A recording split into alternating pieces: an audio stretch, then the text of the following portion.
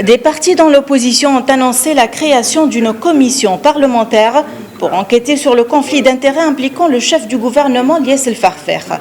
À noter que le scandale Farfer porte sur des contrats de plus de 40 millions de dinars d'argent public octroyés à des entreprises qui lui appartiennent. Il faut attendre les résultats de l'enquête des travaux de la commission parlementaire à ce sujet.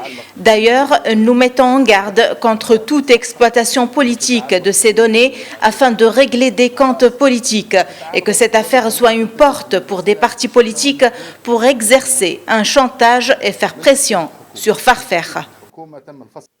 Depuis la révélation de cette vérité, le chef du gouvernement devient la cible d'attaques plus ou moins claires de la part d'amis et d'ennemis. Pour certains politiciens, l'affaire Farfergate pourrait avoir de graves répercussions sur la coalition au pouvoir.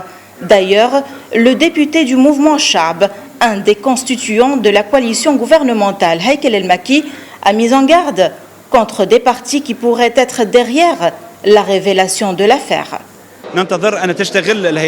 Aujourd'hui, nous parlons d'un scandale d'État.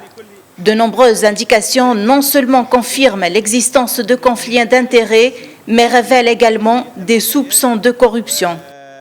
Selon Lies El Farfer, l'article 20 de la loi du 1er août 2018 portant déclaration des biens et des intérêts de la lutte contre l'enrichissement illicite et le conflit d'intérêts dans le secteur public n'interdit pas clairement au chef du gouvernement de posséder des actions au sein d'une société et pourrait donc être interprété différemment.